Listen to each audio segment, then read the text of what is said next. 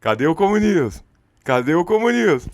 Achou! Olá, jovem! Seja bem-vindo a esse lindo canal, um canal de YouTube. Então já senta o dedo no like, já ativa o seu sininho, já compartilha canal que é fruto do amor proibido de três pessoas lindas. Eu, João, redes na tela, menino Rafa e Dona Nune, redes na tela. E se você quer apoiar esse canal e manter esse canal, vire membro desse canal ou entre no nosso Apoia-se. Lembrando que temos o projeto das bibliotecas populares. A primeira já está entregue, as 5 segundas está indo e tem uma biblioteca nova que o tio vai apoiar também lá na favela da Babilônia, junto com o pessoal da Palestina. Vai ser um negócio pica. Em breve eu falo disso com vocês. Agora é vídeo. Vídeo para vocês. Beijo, meus amores. Apoia o tio. Manda o Pix. Falha e falhará. Falha, falha e falhará. Falha, falha e falhará. Olá, jovens! Sejam muito bem-vindos de volta ao nosso canal. E hoje nós temos uma convidada muito especial. Nossa querida companheira Maria José de Mello, aqui de novo com a gente. Tá? Vocês se lembram desta mulher maravilhosa por causa desta live aqui, uma das lives que mais marcou o nosso canal, que é a nossa live sobre a renda fundiária e a luta pela terra, né, que foi falando muito do primeiro livro da Maria José, e hoje a gente está de volta aqui, né, para fazer uma live de um assunto um pouco mais aberto, né. Nós vamos falar aqui do combate às trevas, do combate ao obscurantismo, que infelizmente graça, né, nesse nosso Brasil filofascista até o talo, os acontecimentos dos últimos dias, né, não nos deixam mentir, vem ficando cada vez pior, vem ficando cada vez mais duro, mas quanto mais duro fica, também mais duro nós ficamos na luta de derrota em derrota até a vitória final. Para você que porventura ainda não conhece, né, a nossa querida companheira, ela é geógrafa, ela é escritora, nasceu na Agreste Pernambucana, é autora dos livros A Renda Fundiária na Transposição do Rio São Francisco, A Tirana Poética e Memórias Literárias de Amora, uma carta manifesto. Maria, obrigado, querida, por aceitar esse convite, por estar aqui com a gente, né, em meu nome, em nome da editora Seara Vermelha também. Eu queria te agradecer muito por isso, né? Você está aí abrindo um tempo no seu dia de descanso, no feriado, nós todos trabalhadores, correria para cima e para baixo, para estar aqui com a gente. Seja muito bem-vinda de volta no canal, uma alegria enorme te receber. Bom, olá pessoal, tudo bem? Uma alegria minha também estar de volta, né, aqui com o João, com todos vocês. E sempre é um prazer, né? Eu agradeço muito o convite da Seara Vermelha e eu acredito que é isso, né? É isso, gente. Nós vamos começar aqui a nossa live, mas eu vou aproveitar este gancho no ataque de oportunidade, né? Estamos aqui hoje todos a convite da Seara Vermelha e a Seara Vermelha está, né, encerrando a pré-venda, né, da nova fase dessa velha editora em uma nova fase, né, onde nós estamos finalmente republicando a segunda edição corrigida, linda e maravilhosa do Entrevista do Século, tá? Nós estamos com a entrevista com o presidente Gonçalo, um livro que é ineludível, um livro importantíssimo para o nosso movimento. Não haveria o conceito de maoísmo se não fosse os esforços envidados pelo PCP na figura da sua chefatura, o presidente Gonçalo, e infelizmente no Brasil este é um pensamento muito pouco conhecido, tentando exatamente romper com esse obscurantismo, trazer à baila, né, a ciência que a editora Seara Vermelha se propôs à publicação da segunda edição deste livro. Tá? Nós conseguimos, né, já vender 241 livros, a nossa meta para que a edição se pague é de 250 livros, ou seja, nós estamos muito próximos da meta, né, e até sábado, dia 23/11, você compra o seu na pré-venda, você vai lá e usa o cupomzinho Assim Disse o João, ganha 10% de desconto, tá? E você vai receber o livro direto na sua casa. E aí você tem duas opções, receber só o livro ou o livro mais o marca-página, lindão, maravilhoso, tá? Que vai celebrar esta pré-venda. Ou seja, depois da pré-venda vai continuar tendo a venda do livro? Vai ter a venda do livro na editora, provavelmente dentro de algum tempo nós vamos conseguir dar uma capilaridade, colocar nos comitês, mas o marca-página não. O marca-página é uma celebração da volta da editora, né, dessa editora popular, tão abnegada, né? Então quero agradecer a todos os companheiros, a todas as companheiras que vêm tornando essa editora possível com um grande esforço, né? E saudar a todos por essa campanha vencedora, né? Durante a campanha a gente fez várias lives, eu fiz uma live especial no começo, falando um pouquinho do que foi o período do fujimorismo no Peru.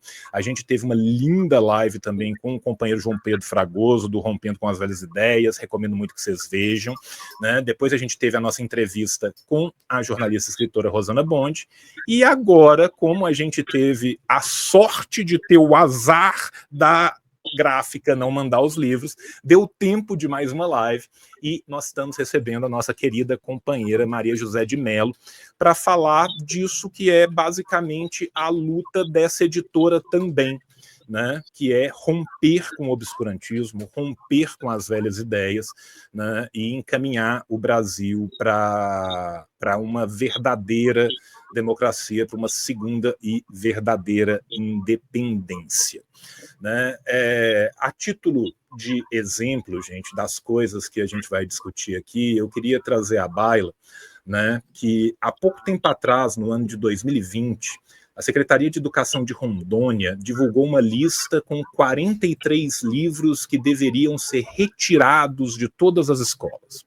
Dentre esses livros estavam Memórias Póstumas de Brás Cubas, estava Macunaíma, do Mário de Andrade, estava Os Sertões, de Euclides da Cunha. Depois das denúncias, depois de ter ficado muito feio, a SEDUC, né, a Secretaria de Educação do Estado de Roraima, do estado de Rondônia, acabou por voltar atrás. Então fica uma pergunta no ar: a quem serve a censura?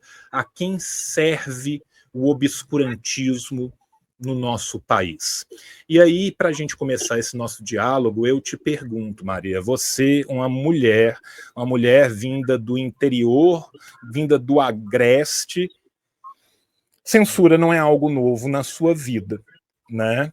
Eu gostaria de te perguntar, você já foi censurada? Como que você vê essa censura que cada vez mais vem engraçando as suas rédeas por todo o nosso Brasil? Boa tarde, né? Boa tarde, bom dia, boa noite, né? Então, eu acredito assim, por eu vir do campo, né? Uma mulher, filha de camponeses, entrar numa universidade pública, né? Fazer um curso de geografia, depois eu fui para o mestrado. Eu acredito que só a condição de classe, né? A qual que eu pertenço, eu acho que já me coloca num grupo de maior vulnerabilidade para sofrer qualquer tipo de violência.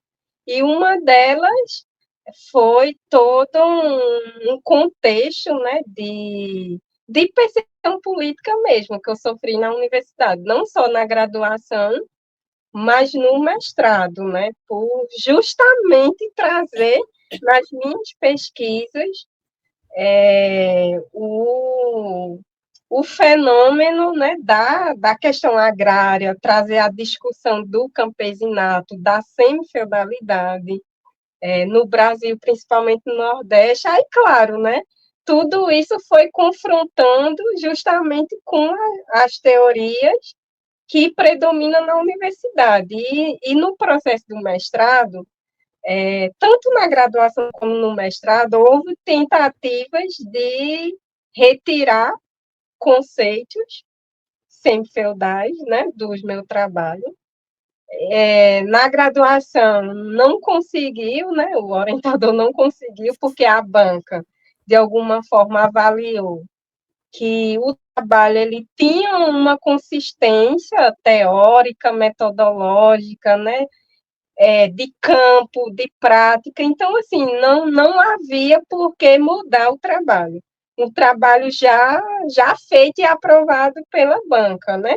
Então, de alguma forma, terminou que o meu trabalho, mesmo havendo várias discussões, né, com o orientador, mas aí não houve realmente modificações no texto. O texto que eu defendi é o texto que ficou lá, né, na biblioteca, enfim. Não houve alterações. Já no mestrado, como é um espaço, né, de mais poder, porque a pós-graduação ela já está à frente, né, de uma graduação, já tem outro ritmo, né, de consolidação mesmo de pesquisas. Então, houve sim uma mudança muito drástica assim, no meu texto. Eu escrevi umas quase 500 páginas, eu dei uma. Foi uma pesquisa, né, que foi uma continuação da graduação, então era de se esperar realmente que eu aprofundasse o debate, já que era uma coisa que os professores meio que cobravam muito, né? Não, você tem que estudar Marx, você tem que estudar o Capital, né? Para entender mais a fundo o que de fato era essa semifeudalidade, que está sustentada na teoria da renda fundiária, né? De Karl Marx. Então, trazer isso foi algo novo, né, na universidade. Eu fiz o mestrado na Universidade Federal de Alagoas e, claro, bateu de frente, né, com teorias que negam a semifeudalidade. E, claro, nessas circunstâncias, aí eu tive que retirar 100 páginas do trabalho. Era, se eu não me engano, deu o quê? Era mais de 300 a umas 400 assim, páginas. Realmente eu escrevi bastante, né? Então, eu retirei as 100 páginas e, mais além disso, eu tive que mudar alguns conceitos. Por exemplo, sem feudalidade não poderia aparecer, nem Mao Tse Tung, capitalismo burocrático. Então, eu tive que retirar. Não foi fácil, assim, foi um processo muito difícil, que inclusive gerou um adoecimento depois, né, que eu saí do mestrado. Por isso que eu me afastei da universidade, do meio acadêmico.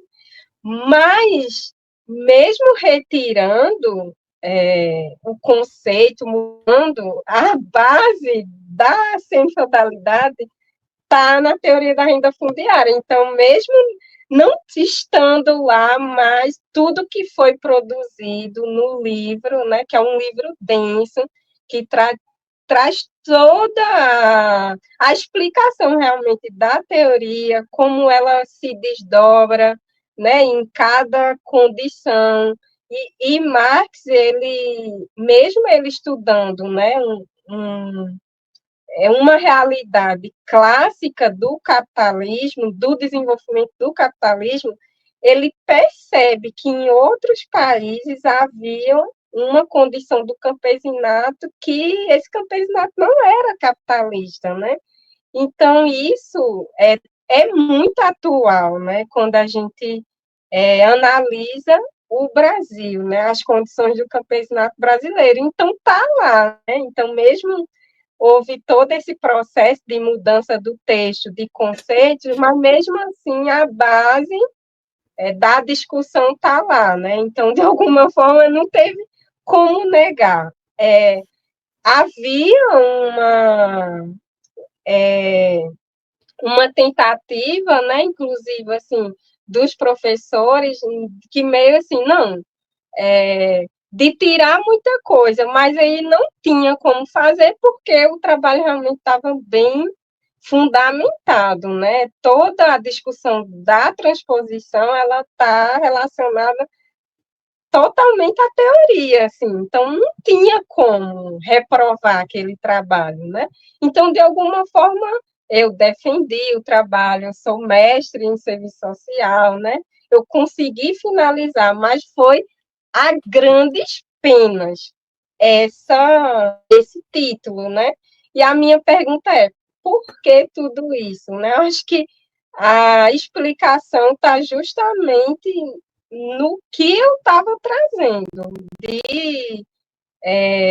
não de novo, mas mostrando, olha, a, a semifeudalidade, ela está lá explicada no Capital, no terceiro livro, né?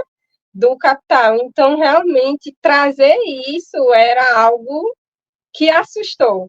Eu lembro, eu estava lendo ontem e hoje um texto que falando assim, Marie Curie, né? Ela era admirada, mas ela causava medo. E as pessoas, tinha pessoas que sempre me chamavam assim, a Marie Curie, teimosa, não larga o que ela está desenvolvendo. Eu acho que é mais ou menos isso, assim, essa referência, sabe, de trazer algo. Eu estava trazendo algo muito da realidade do Brasil, né, do campo brasileiro. E quando eu falo com qualquer pessoa, assim, na rua, quando eu estou divulgando o livro, quando eu estou vendendo, né, as pessoas entendem, né, o quanto essa fundamentação ela é importante, inclusive para o desenvolvimento do nosso país, né, para entender o que de fato deixa essa condição que o campesinato trabalha, mas fica ali, não sai, né, daquela situação de pobreza. E por que essa ruína, né? Então, era algo muito da realidade concreta, assim. Então, se você... Eu pego o livro, vou apresentar para um grupo de camponeses. Pode ter certeza que o camponês vai ser o primeiro que vai dizer, então isso aí está coerente com minha realidade, porque foi isso que eu vi no trabalho de campo, né? Entrevistando os camponeses. Então, assim, né? Para mim, assim, era como assim, né? Não tem muita lógica, mas a resposta é uma discussão que fala de uma classe, né? É a classe do campesinato que sempre foi esmagada pelo latifúndio, pela grande propriedade. Então, o segredo está aí. Eu lembro que uma professora do Centro de Educação, lá da Universidade Federal de Pernambuco, ela falou assim para mim, olha, você está criticando a burguesia, né? E não só a burguesia, você está criticando os latifundiários. Aí ela disse assim, isso é muito para uma graduanda, né? Isso é muito para uma mestranda, né? Deixa chegar no doutorado, né? Para que esse adiantamento, né? Então, assim, aí só que eu não aceitava, eu não, porque claro, tinha com o tempo eu fui percebendo que no mestrado, né, se desenvolveu mais toda as questões relacionadas à pesquisa, né, houve um aprofundamento, mas eu tava de alguma forma coerente, né, já na graduação. Mas aí, até os professores mesmo ele dizendo assim, não, eu não concordo com você, isso não existe sensodalidade, mas no fundo eles diziam, mas porque você está fazendo uma crítica real. Então, a resposta é essa, era uma crítica, né, a uma situação que ela existe até hoje. Então, essa foi a experiência, né, e tudo isso, na verdade, me fortaleceu. Na pesquisa científica, me fortaleceu enquanto escritora, me fortaleceu enquanto pessoa, enquanto militante. Então, nada disso me parou. E eu acho que todo escritor ou cientista que é censurado, que é perseguido, a gente tem um reflexo desse livro, né, do A Pele do Avesso, do Jefferson Tenório. Uhum. Dobrou o número de vendas. Então, assim, e eu acho assim, o livro, né, a minha dissertação virou um livro justamente por conta toda dessa discussão, porque todo mundo diz, tem que virar um livro, né? E agora eu conto a história para as pessoas. Aí tem gente que fala assim, gente, como assim? No Brasil não se diz que é democrático? Como? Você foi obrigado a retirar 100 páginas. Então, assim, isso vai mostrando às pessoas na prática também que isso existe sim e que escritores, pesquisadores, né, pessoas que produziram coisas muito importantes para o nosso país, já sofreu algum tipo de censura, de perseguição, enfim. E a gente sabe, né, que a gente tem um histórico da ditadura militar, assim, terrível, né, relacionada a essa questão. Muitos intelectuais tiveram que ir para fora do país, foram presos justamente pelo seu trabalho, pela sua obra, né? Não necessariamente revolucionário, mas ter algo de democrático já era considerado comunista, né? No período da ditadura militar. Então, assim, a gente sabe que é real e isso acontece e algumas pessoas vão passar por isso, mas não vai isso que vai fazer com que a gente pare, né? De, de estudar, de ler, de escrever, de militar com isso, né? Eu acho que tudo isso só me fortaleceu. Não vejo como uma regressão, né?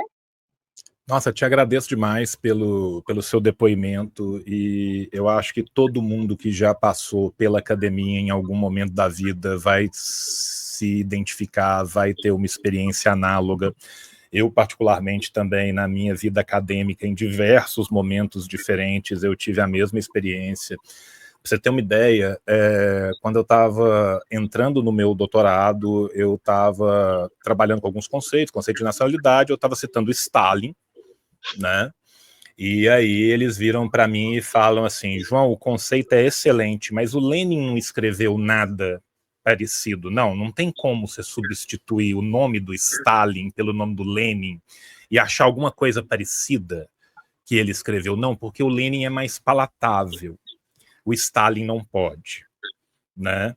E às vezes eu vou falar do mal, tal, aí virava e falava assim, em vez de você colocar o nome do mal, será que não dá para colocar a luta anticolonial e tirar a figura, sabe? Então, assim, isso é algo que perpassa a academia inteira, né? A gente sabe que no modelo capitalista a produção científica ela é atrelada, né, à infraestrutura e que, portanto, vai acontecer na superestrutura a mesma coisa, a mesma perseguição, a mesma tentativa de apagamento, né, das pessoas que lutaram pelo povo, dos nomes do socialismo científico, e isso é muito comum, né?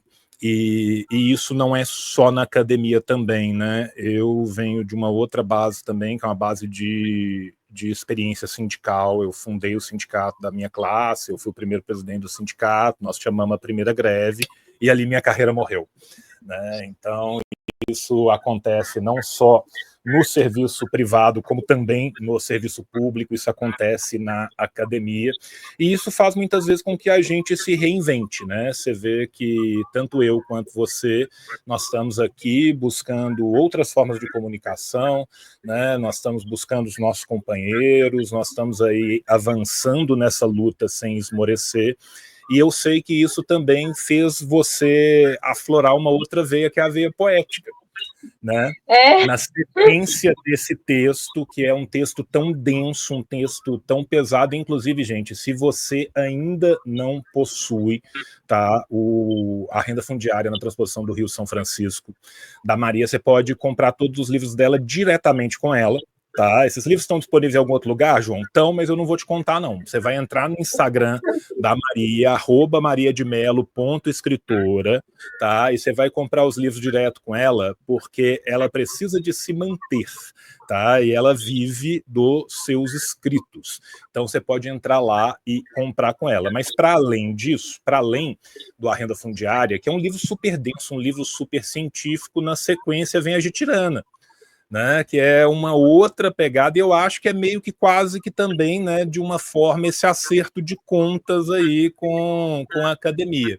Então eu queria que você contasse para nós desses 2 outros livros que vêm depois, né, que eles têm uma outra pegada e que eu acho assim que são riquíssimos, riquíssimos, que eles não deixam de ser teóricos por serem poéticos, né? Antes, pelo contrário, né? Não poderia haver uma arte mais popular, mais vinda do povo, mais vinda de baixo, né?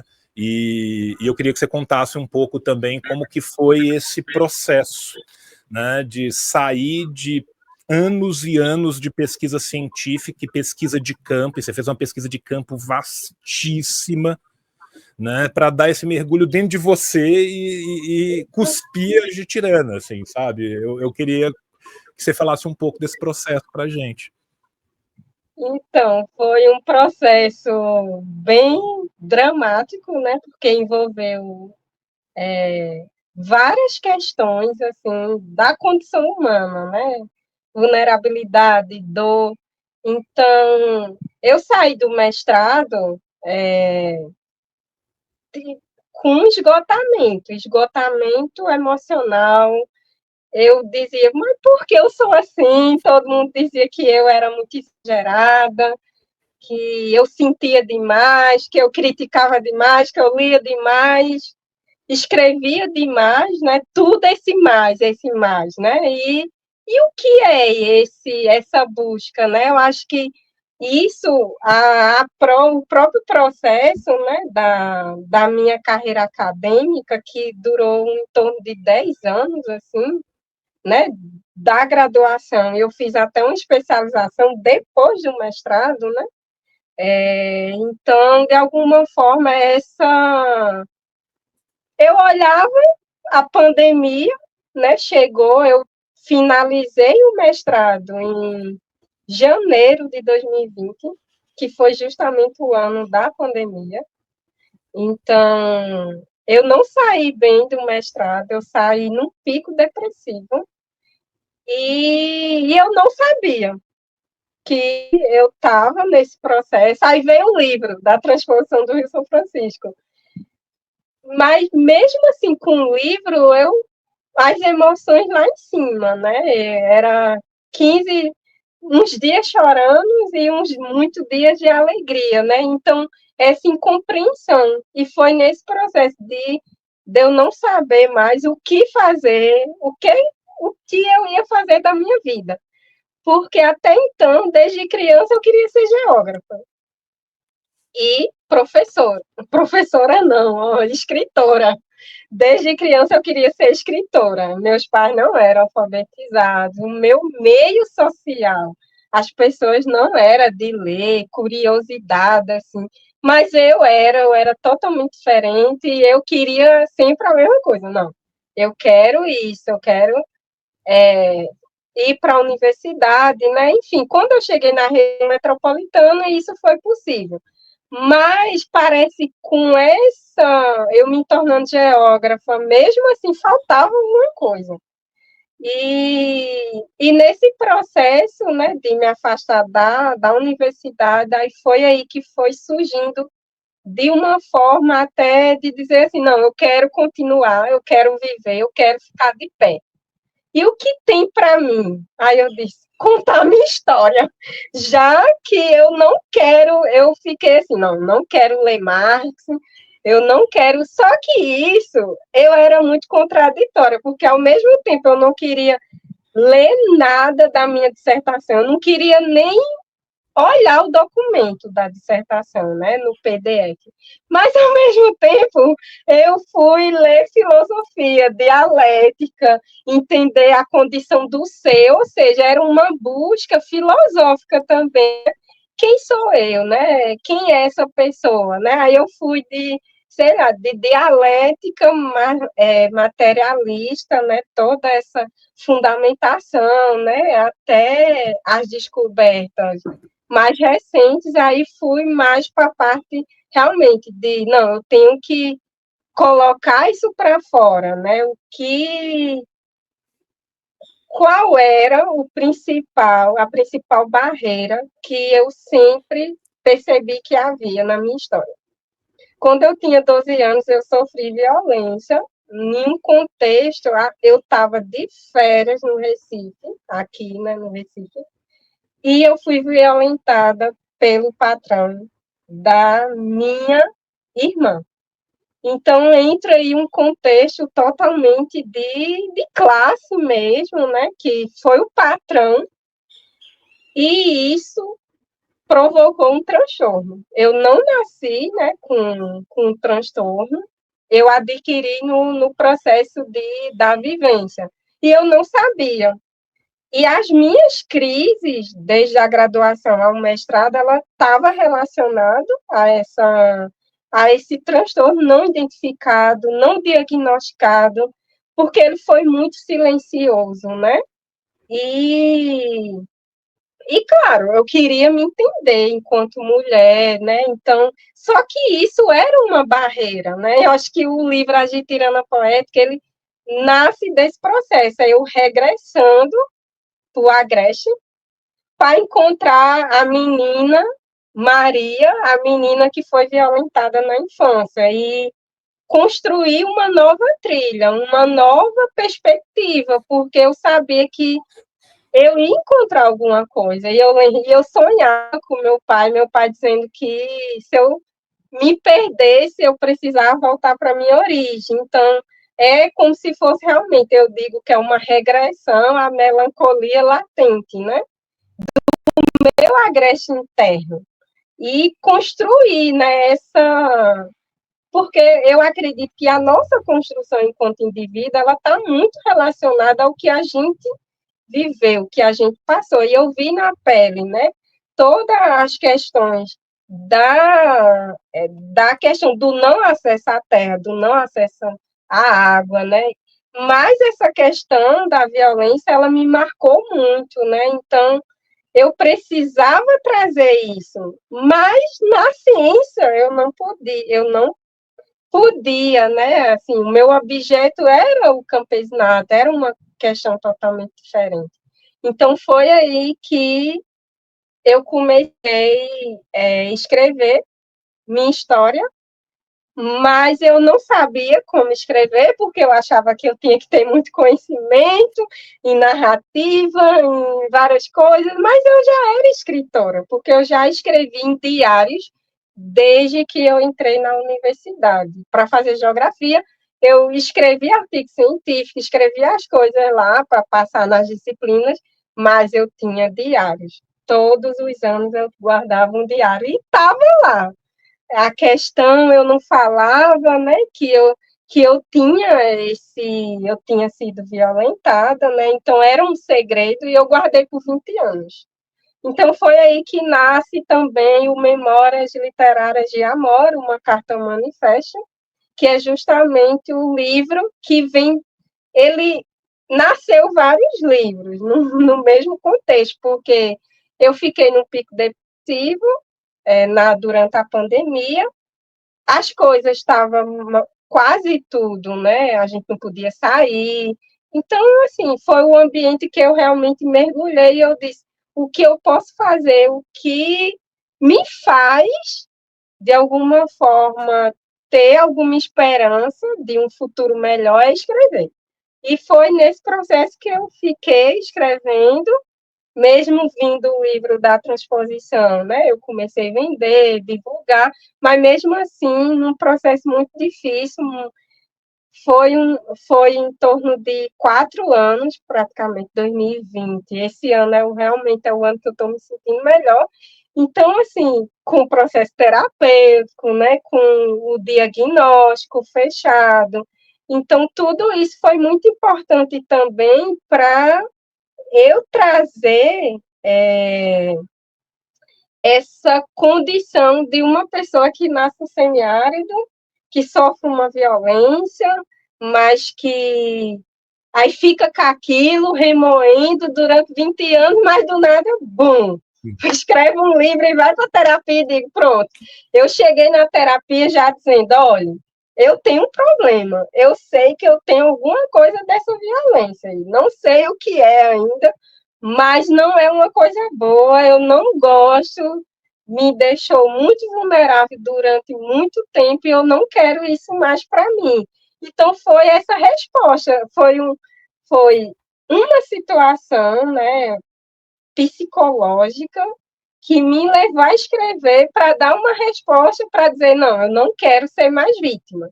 Eu quero ser a pessoa que vai chegar em outra pessoa e diga, olha, tem uma solução. A luta, a escrita, a arte ela é muito, ela nos provoca isso, né? De mergulhar na alma humana, na condição humana, isso de sofrer, de estar num estágio de um momento muito triste e outro momento feliz, porque é isso, né? O que me deixava em pé era escrever, e foi isso que eu fiz, e eu acho que o resultado são os livros, né? E eu acho que realmente é uma resposta à questão da classe, né? A questão da opressão feminina, e agora entrando, né, nessa questão mais do ser neurodivergente, né? Que foi algo que eu me descobri também, né? Então, são várias questões, mas principalmente o que me marcava desde o início é a questão de classe, né?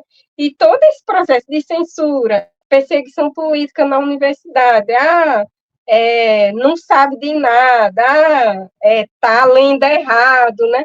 Tudo isso vai respondendo, né? Porque, de alguma forma, eu digo assim, eu sou uma pessoa muito espontânea, muito sem filtro social.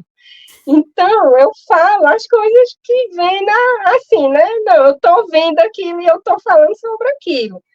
E a gente está numa sociedade que há uma padronização do ser humano. Não, tem que ser assim, tem que ser alienado mesmo, tem que gostar daquela música que não tem letra nenhuma, que não leva a pessoa para desenvolver, né, uma reflexão sobre a vida, sobre a existência, sobre a questão política, né?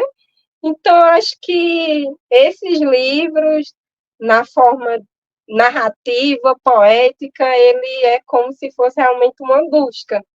E quem verdadeiramente eu era, para além da, da mulher, né, da menina que nasceu lá no semiárido, no Agreste, enfim, e eu acho que eu consegui responder. Já vai ser lançado já o terceiro livro, né? O quarto praticamente já está finalizado, eu já estou no quinto. Então, assim, né? Eu meio que se empolgo em alguns dias e eu escrevo muito e, e eu acredito que foi isso, né? Nada do que eu passei, ah, eu não fico com aquela, defendendo aquela, eu sofri, tá, eu sofri, e agora o que fazer, né? Eu acho que foi uma resposta, né, que eu tentei dar e sem sombra de dúvida, eu sempre, quando eu escrevo alguma coisa, sempre eu vou discutindo com as pessoas.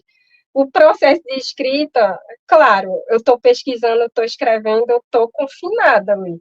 Mas do nada eu saio falando para as pessoas, no ônibus, na feira, aonde eu vou discutindo e assim, discutindo com os companheiros também, e melhorando o texto, e encontrando resposta que não tinha, né? Pode ter certeza que o Memórias Literárias de Amora vai trazer alguma contribuição para a questão da opressão feminina no contexto da violência. Então, tudo isso também é uma construção, de alguma forma, que ajuda, né, que incentiva, que impulsiona que outras pessoas saiam, né, dessa condição de sofrimento. Claro, o ser humano vai sofrer, vai sentir tristeza, vai se sentir esmagado, mas a luta nos transforma, a gente consegue se reerguer, e eu acho que esse próprio processo, né, de ação é o que vai dar a resposta. E eu acho que isso eu consigo, não é à toa, né, que hoje, assim, tanto os profissionais que me acompanharam, os psicólogos, o neurologista, né, assim, percebo quanto o meu jeito de ser, de buscar soluções, né? Essa de se fortalecer no coletivo, isso foi muito importante, assim, os psicólogos têm clareza disso. Então, isso só mostra o quanto o ser humano ele precisa estar em coletivo para chegar mais longe. É isso. Cara, que depoimento maravilhoso. Obrigado. Sabe, a gente vê que foi uma epopeia, que foi uma gestação, que gerou essa ruptura, que te permitiu estar inteira aqui agora, né? Eu acho assim que você traz um contributo que é tão brutalmente seu e ao mesmo tempo tão de todos nós. É universal, né? Ele São é questões. universal, sabe? Assim, eu gosto muito de citar uma frase da Nadia Zakutskaya, que ela fala, né? O indivíduo só floresce quando o individualismo morre, né? O ser humano, ele é esse ser coletivo, a gente precisa de se buscar nesse grupo, e é se buscando nesse grupo que a gente se encontra, é essa vivência verdadeiramente humana que permite que a gente rompa com a alienação que nos é imposta a todo tempo, né? Se o tema da nossa live é obscurantismo, antes dele ser obscurantismo, ele também é violência, né? Porque é essa violência estrutural do patriarcado, essa violência simbólica dentro da universidade, essa violência do poder do status quo contra todos que querem rompê-lo, a violência que se dá constantemente contra o campesinato, a violência que se dá contra a mulher campesina que ousa estar num lugar que não era para ser o dela, que é dentro da universidade. Você não pode falar assim, você tem que falar como todos nós, você tem que adquirir a nossa linguagem, repeti-la e jamais questionar nada. A mudança paradigmática não é possível, né? E nisso a gente lembra muito do Mao falando da luta constante do velho com o novo, né? Então, assim, a primeira coisa que eu queria falar para todos é que essas experiências da Maria vão estar garantidas de serem espalhadas no Brasil inteiro, com um pouquinho também dos nossos esforços aqui do canal.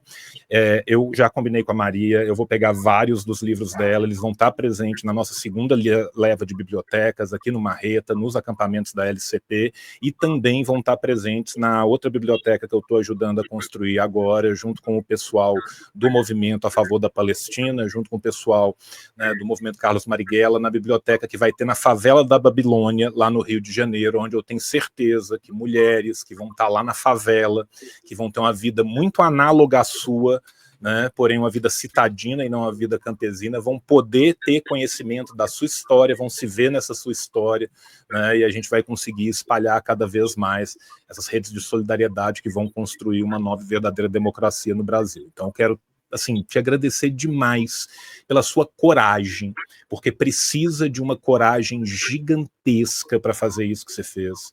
Esse acerto de contas com o passado, se transmutando em uma benesse pública, em uma benesse coletiva, isso requer uma coragem gigantesca. Eu sou do interior de Minas Gerais, né? Nós dois somos da roça, e a minha região da roça, ela produziu Guimarães Rosa, e a gente lê muito Guimarães Rosa aqui, e ele fala pra gente, tudo que a vida requer do homem é coragem, né? O Guimarães Rosa não teve coragem para presenciar um parto, mas ele teve a coragem de escrever isso e deixar isso escrito para sempre, para toda a humanidade. Você, Maria, é a coragem encarnada.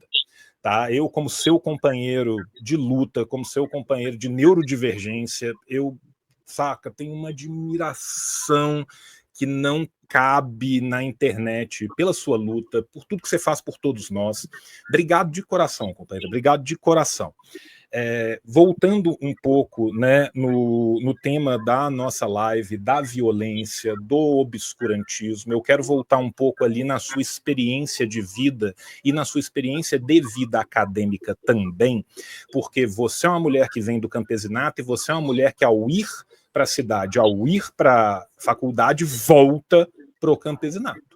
Né? Então, você conduz diversas experiências, você conduziu essas diversas entrevistas, você conduziu toda essa pesquisa de campo, e não só na sua vida acadêmica, mas na sua vida de luta, na sua vida do dia a dia, você continua a ser essa pessoa do povo. Você tem sua banquinha, você está lá vendendo seu livro, você está conversando com todo mundo, você está apoiando os movimentos, e a gente vê com muita tristeza, inclusive. Eu tenho isso com muitos amigos meus de infância, que não tiveram, às vezes, a chance que eu tive de sair, de ter um estudo, de buscar um algo além, né? A gente vê como que toda essa dinâmica de fake news, de mentirada, de zap-zap, de grupo do Telegram, vai comendo a cabeça das pessoas, que é uma pessoa que às vezes você teve um contato com ele na infância e você saiu da cidade, você volta na tua cidade, você fala como que fulano, que era um sujeito brilhante, que era um cara super esperto, agora tá nessa, tá assim, tá permeado por toda essa rede de ideologia que nos cobre um tempo inteiro. Isso é uma coisa que me impacta muito na minha experiência de retorno à casa, na minha experiência de quando eu volto para a minha cidade no interior, e eu imagino que para você não deva ser tão diferente assim, né?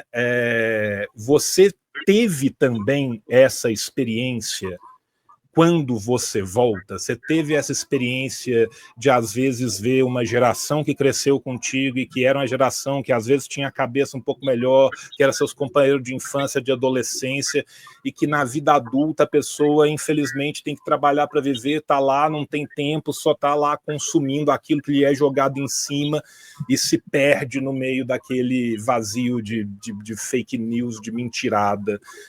Eu tive essa experiência de uma forma muito dolorosa no interior de Minas, e eu queria saber, né, como que foi para você quando você volta da faculdade com uma outra cabeça, com uma outra exposição, escritora, como que se deu essa experiência com você? Espero que a sua tenha sido melhor que a minha, né, mas acho que, infelizmente, dados os meios midiáticos que espalham pelo Brasil inteiro, não deva ter sido tão melhor assim. Você podia me contar um pouco de como que isso aconteceu na sua vida? No caso, você está se referindo ao pessoal de São Caetano, da minha Não infância, o pessoal ou, da sua infância, mas também o pessoal que você foi encontrando à medida que você foi trabalhando a transposição, que você ia fazendo suas pesquisas de sim, campo, entendi. Então, que foi sendo esse seu reencontro com uma outra visão num momento em que a gente está cada vez mais coberto por essa ideologia e a extrema-direita caminhando cada vez mais para dentro de todos os espaços do Brasil, e muitas vezes a pessoa que é da cidade não sabe como é que isso é no interior. Né? E eu sei que no nosso canal a gente vai ter muita gente que não vai ter essa vivência de interior, de Brasil mais profundo, de roça, para as pessoas também entenderem um pouco como que isso se espalha. então, no contexto do campo atualmente, né, o meu contato sempre foi mais com o campesinato, né? Eu saí de São Caetano em 2008, né? Então, eu já estou aqui na região metropolitana há 15 anos. Então, eu tenho um pouco contato, né, com as pessoas que estudaram no ensino médio comigo, que me viram crescendo. Todo mundo diz assim que eu pareço ser a mesma pessoa, o mesmo jeito, a mesma forma, né, de essa curiosidade. Então, em relação que as pessoas veem de mim, é sempre aquela pessoa que parece que a cada sempre tem gente que fala assim, você tem isso, tem graduação em sei o quê, tem isso, tem aquilo, mas parece ser a mesma Maria, de 10 anos lá que eu vi, né? Agora, já a visão que eu tenho, né, dessas pessoas, muita gente foi para São Paulo, né? Que foi dessa realidade, que estudaram comigo no ensino médio, da minha infância. Muita gente está em São Paulo, nas cidades, né? Porque é muito comum haver essa migração. Então, muitas pessoas hoje estão vivendo nos centros urbanos, né? E com o campesinato em si, com essa Maria que entra na universidade, passa 10 anos, depois vai para a escrita, eu acredito que eu sinto mais agora. Agora, assim, enquanto escritora, eu acho que tá muito mais forte, assim, o quanto as pessoas elas estão ainda buscando alguma coisa, mas é uma cultura assim que distorce muito, né, a realidade e faz com que as pessoas só queiram uma coisa muito imediatista. Eu sei porque eu lido isso com pessoas toda semana. Pessoas que olham para mim assim, eu não gosto de ler, eu não leio um livro, e assim, meio que fala meio irritadas comigo, assim, como se diz assim, o que é que tu tá fazendo aqui, né? Uhum.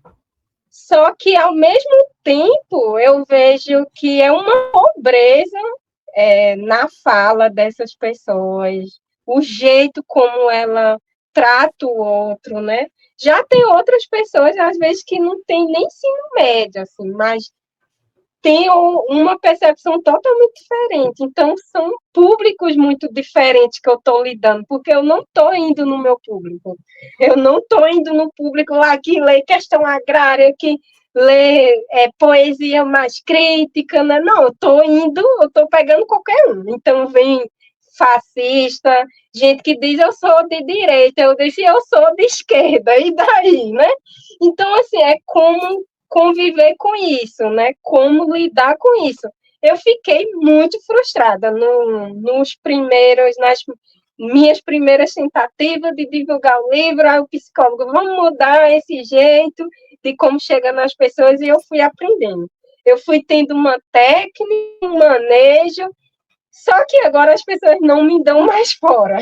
Então, até isso eu neutralizei. Porque eu estou mostrando para as pessoas, ó, eu tenho 2 livros, minha renda é disso. Tá, se você não quiser comprar, tudo bem, eu vou para outra pessoa. Então, eu chego bem claramente, assim. Então, realmente, eu vejo o quanto as pessoas necessitam conversar com alguém. As pessoas, às vezes, ficam querendo conversar comigo 2 horas, 1 hora, assim, porque elas sentem essa necessidade. Parece que não tem ninguém para ouvir elas. Então, eu sinto isso também, uma carência das pessoas de conversa, de debate, mas eu vou falar isso com quem? Né? Sei lá, eu gosto de estudar tal coisa. Até funcionários assim dos bares lá do Recife Antigo chegam para mim e começam a filosofar. Eu digo, você é muito filósofo. Aí você vê, também as pessoas me veem assim, ela é escritora, ela vem do livro, ela fala com as pessoas, então ela vai me ouvir, então ela vai gostar do que eu tenho para falar, né? Então eu sinto muito essa experiência, assim, de que ao mesmo tempo tem pessoas muito alienadas, tem pessoas que eu acho que, sabe, tem aquela resposta do senso comum de você vai morrer de fome, brasileiro não lê, brasileiro não gosta de estudar, brasileiro quer tudo fácil, sei o que. Aí você imagina, aí eu tenho que parar quando eu vejo que é uma falta realmente de acessar uma pessoa com mais conhecimento, né?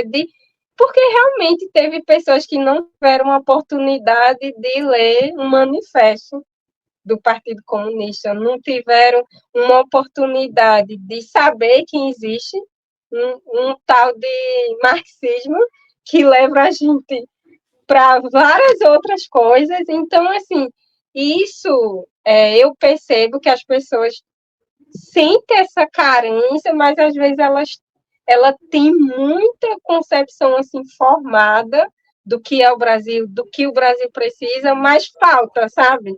Um direcionamento, eu acho que é isso, um guia, sabe? Alguém assim, não sei, o que é que eu tenho que fazer?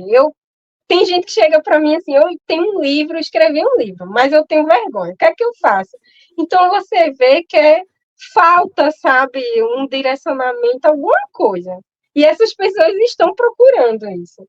Então eu sinto isso e ao mesmo tempo, claro, tem aquelas pessoas que vão na onda, né? Vão no que o capitalismo está pedindo, né? Agora para essa geração. Então, assim, eu vejo de uma forma muito dialética, assim, minha experiência prática do dia a dia, assim, semanalmente com as pessoas. E quando você é escritora, você tem que apresentar o seu livro para a pessoa, você tem que convencer, olha, meu livro é muito bom, então vale a pena você comprar, né? Então, de alguma forma, eu tô desenvolvendo muito mais uma comunicação, uma interação muito mais direta do que quando eu só estava na universidade escrevendo e essas pessoas não tinham acesso.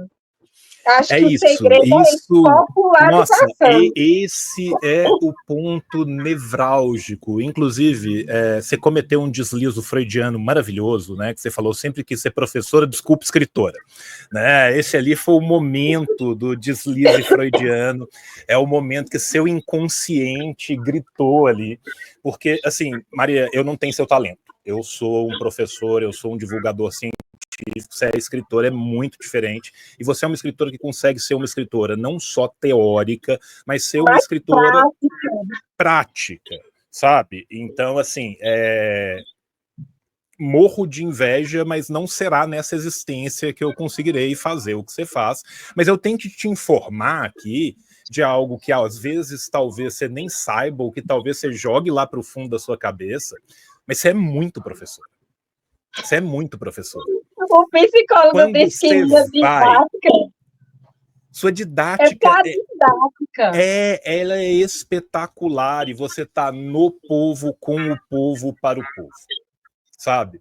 O espaço que você ocupa na sua vida, com a sua profissão, em ir para as ruas, em conversar com as pessoas, em divulgar esse pensamento, ele é um espaço professoral, ele é um espaço de trocas. O verdadeiro professor não é aquele cara que decora 3, 4 coisas e vai lá repetir ad nauseam.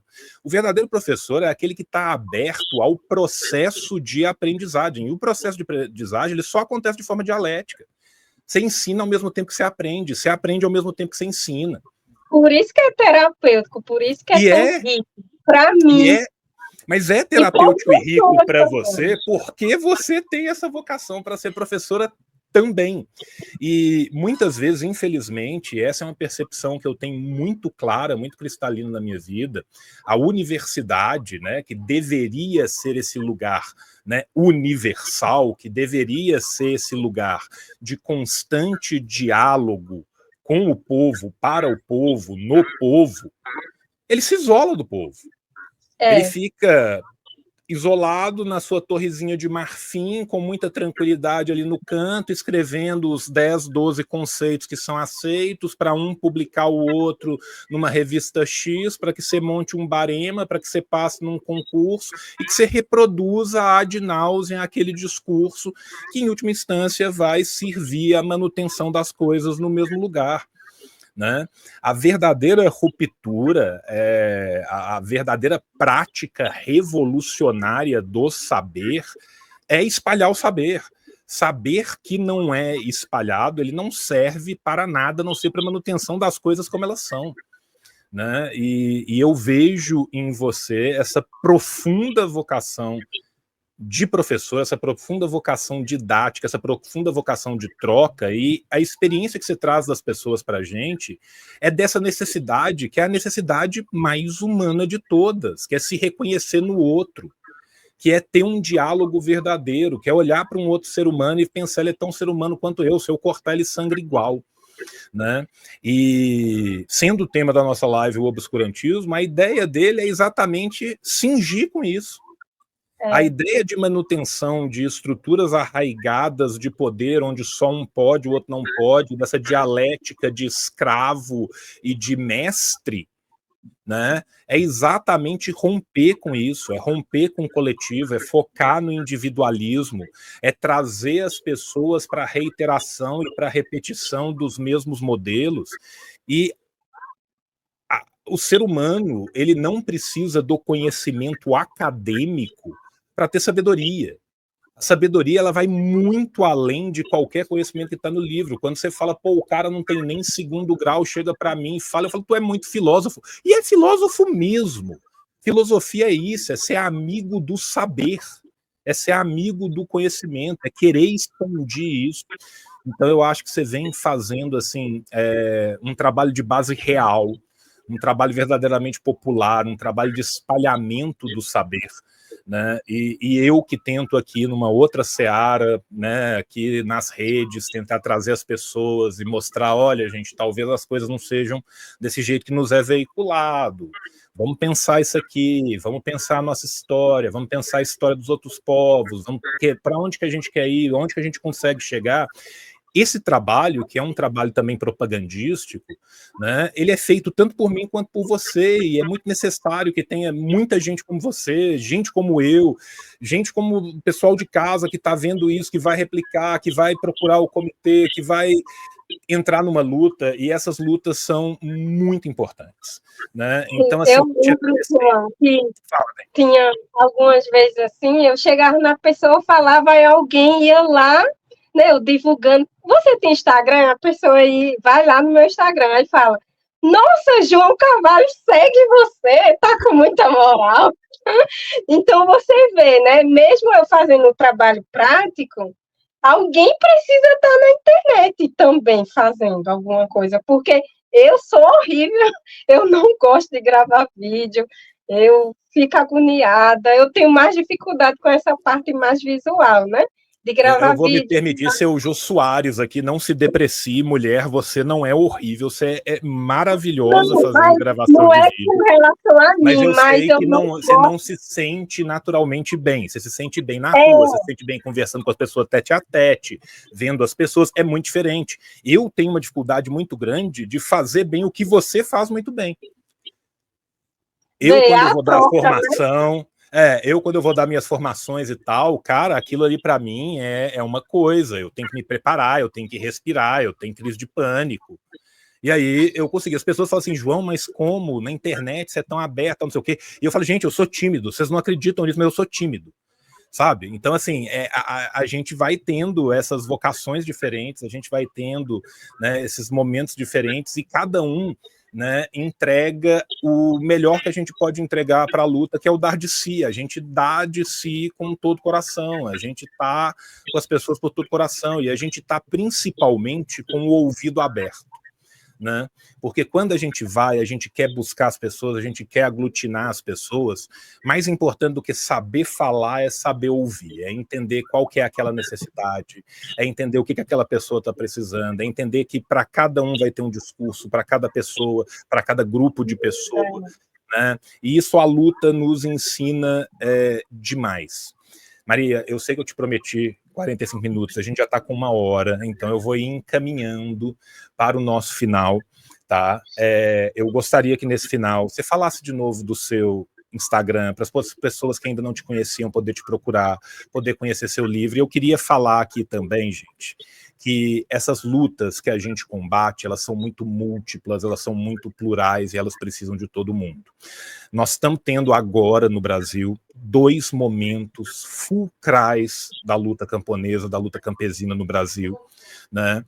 Que é um no Messias, que é outro em Barro Branco, que estão aí, né, quase que equidistantes de você, estão aí do seu lado, né, e que a gente está fazendo uma corrente por todo o Brasil, porque a gente sabe da perseguição. Quando a gente fala, é comunismo ou barbárie, a barbárie já está aqui. A barbárie contra o campesinato, ela tem uma face cruenta, brutal, assassina, que só encontra um panorama similar na barbárie contra as nossas populações negras, contra os nossos favelados, contra os nossos condenados da terra. Então eu também queria aproveitar esse último momento, né, para convidar todos vocês que estão vendo essa nossa live a conhecer também no Instagram os comitês de apoio, o comitê de apoio a Barro Branco, o comitê de apoio a Messias, os links vão estar aqui, eu vou colocar na tela bonitinho, né? E queria deixar esse último momento para você falar um pouco, né, mais de como que as pessoas te encontram e também, né, para engrossar o coro da necessidade que a gente tem, gente, dessa nossa organização. Tá? Porque quando a gente se organiza, a gente deixa de estar sozinho. Se tem uma coisa que eu e Maria entendemos perfeitamente da organização, é o quanto que essa busca de um coletivo verdadeiro, não esse coletivo falso que é vendido, que todo mundo é um empresário em potencial, que você ainda não virou um bilionário porque você não teve a sua ideia disruptiva, que você tem que acordar às 3 horas da manhã e tomar um banho frio.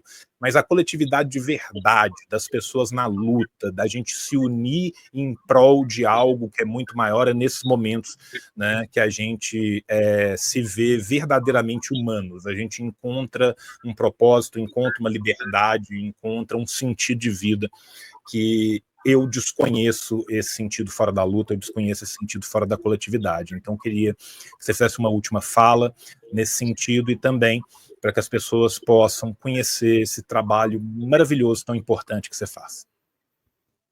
Então, realmente, nos últimos 2 meses, né, aqui em Pernambuco, na zona da Mata Sul, que é a região da antiga Mata Atlântica, né, tanto no estado de Pernambuco como no estado de Alagoas, tá acontecendo na verdade, se tornou, né, um dos conflitos, ou talvez o conflito mais agudizado, né, dos últimos meses. E assim, foi uma situação, né, onde o grupo Invasão Zero, eles já, já vinham Para quem não sabe, o Grupo Invasão Zero é uma milícia, tá? Uma milícia fascista organizado por latifundiários, organizado pelos capitalistas burocráticos, organizado pelo todo o status quo, que conta não somente com esses latifundiários, mas muitos elementos cooptados da média do pequeno campesinato ali, né? Que eles praticam ações brutais de terrorismo. Tá? Deixar isso muito claro aqui, porque é tiro, porrada e bomba mesmo. Desculpa te interromper, só porque tem muita gente que não conhece. Então, assim, é um grupo que realmente vem crescendo nos últimos anos, né, com esse aumento do fascismo. E um dos principais focos desse grupo é combater resistência camponesa.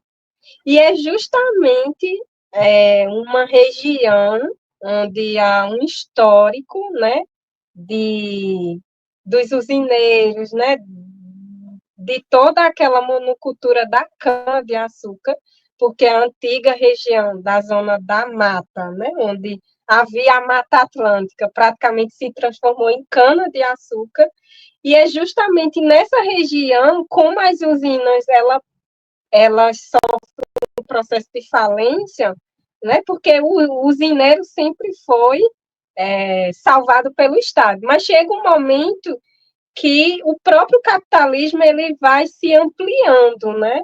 As condições e essas usinas elas entram num processo de falência, só que aí não há um processo de distribuição de terra, porque isso não vai acontecer no Brasil, e aqueles camponeses que trabalhavam na usina, na parte tanto industrial como no corte de cana, eles vão ficando ali naquele território, vão ficando ali ao entorno dos engenhos onde eles já moravam. E ali vão se consolidando, vão plantando, né, fazendo a sua agricultura e vão se mantendo. Mas chegou um momento que aqui no estado de Pernambuco, o governador Paulo Câmara, ele de alguma forma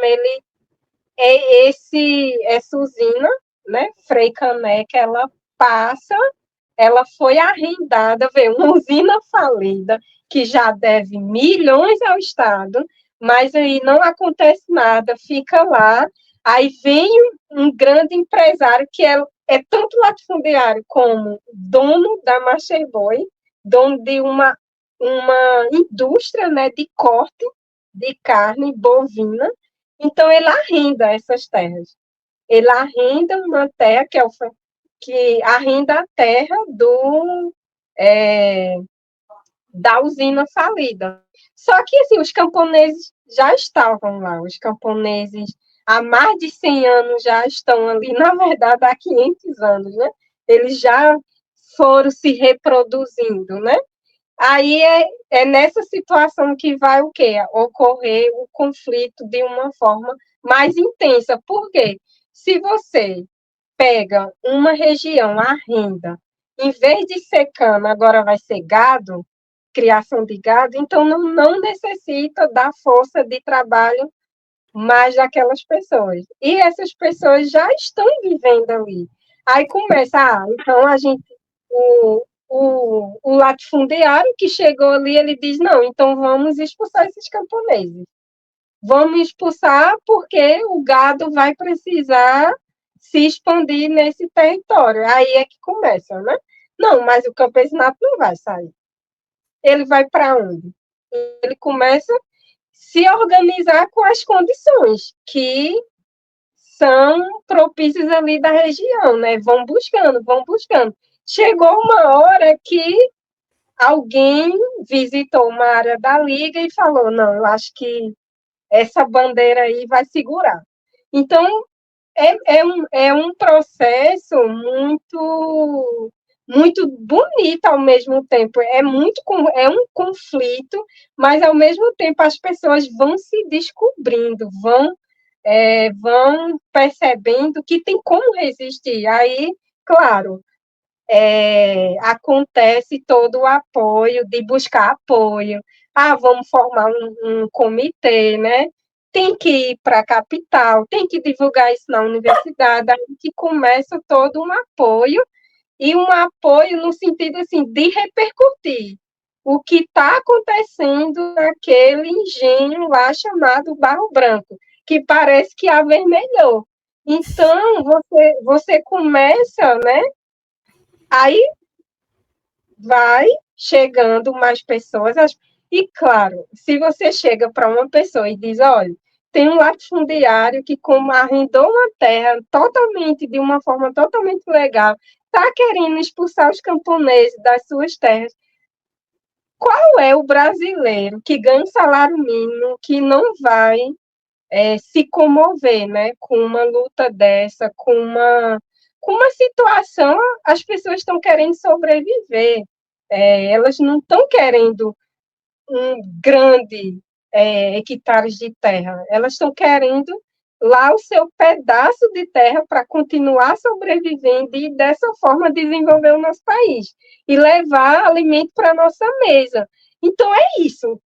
Só que do outro lado, a gente tem uma estrutura latifundiária, escravo, que tem todo um histórico escravocrata, que tem um histórico de sem-feudalidade, que continua no poder, continua, aí compra prefeito, compra polícia, compra todo mundo, inclusive a própria cidade está dentro desse território que o Fernando Maranhão arrendou, então é nesse processo que surge tudo isso. E como entender, né? Aí vem todo o processo, né, de politização das pessoas, tanto que estão lá, dos próprios camponeses que vão percebendo que tem que resistir, como dos estudantes, né, dos intelectuais, dos professores, do trabalhador da cidade que passa também a apoiar essa luta. Inclusive, pessoas, né, que divulgam a luta palestina foram lá, conheceram, né, toda a situação lá. Então, você vê que também é uma forma de solidariedade que vai crescendo, né? E isso é muito importante, assim, o apoio. Às vezes a gente diz assim, não, mas eu não posso apoiar indo lá. Mas será que você não pode apoiar de outra forma, né?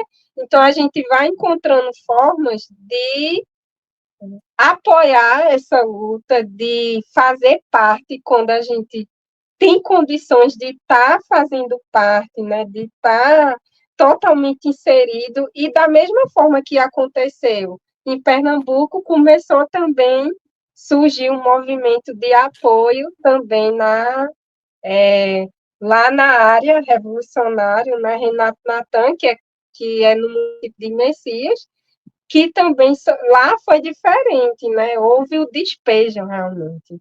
Eles chegaram e eles destruíram as casas dos camponeses. Casas de mais de 10 anos, assim. Eu conheço, né? Eu conheço essa área porque eu estudei na Universidade Federal de Alagoas e, assim, é uma área muito organizada, muito estruturada, e eles chegaram de uma forma, a polícia, né? O, todo com aparato jurídico, e assim, destruíram muitas casas, destruíram plantações, e assim, tinha uma ordem de despejo ainda para outras áreas, né? Que não necessariamente é organizado pela LCP. Mas você vê que se em Barro Branco eles saíram corridos, com medo da resistência, porque tinha camponês, tinha criança, tinha idoso, tinha mulheres, tinha estudante, aí, então vamos matar.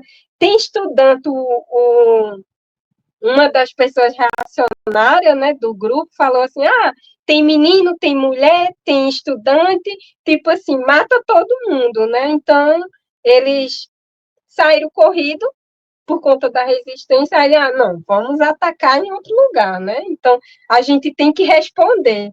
Então, foi uma forma de resposta o que aconteceu em Messias, no estado de Alagoas. E, assim, lá também está se formando um comitê de apoio, de solidariedade, né? Não foi só a área do Lajeiro, né, que onde a Liga ela dirige, né, a área onde já tem mais de 10 anos de trabalho, né, consolidado. As famílias já estão lá há muito tempo, né, inclusive antes da LCP chegar lá. Mas existem outras áreas também que estão sendo ameaçadas, né? Então, está havendo também um movimento de apoio, de reunir esses camponeses dessas áreas, né, numa frente maior, né, para chegar na cidade, fazer manifestação e ir na universidade. Então, assim, aos poucos a gente está percebendo que é possível, né, ampliar essa frente de solidariedade, de apoio, né, de realmente pessoas que podem, né, estar nesses lugares que são desses estados, tanto de Pernambuco como do estado de Alagoas, de realmente defender essa luta, a luta pela terra, porque é justa, os camponeses eles estão querendo continuar nas suas casas, plantando, criando, né, os animais, galinha, para vender na feira, para as pessoas da cidade acessar uma alimentação mais saudável, uma alimentação, né, que chegue realmente na cidade. Então, é uma questão que está lá no campo, mas tem totalmente relação com a cidade, e toda essa luta ela precisa de mais pessoas para divulgar, de uma frente mais ampla, né? E que de alguma forma mostre que esse caminho é o caminho que leva a pessoa a continuar lutando, continuar acreditando que é possível quando a gente caminha em bando, né? Em coletivo. Então, eu acho que é uma experiência com conflito, mas que está mostrando para a gente o quanto a organização, né, uma direção justa, consequente, revolucionária é importante em qualquer processo, tanto do próprio campesinato, mas também a gente vê professores, estudantes, né, trabalhadores da cidade que estão apoiando, né, que estão totalmente ligados a essa luta e que estão dando algo de si, né, de acordo com as condições de cada um. Então, assim, só está mostrando E a luta é justa.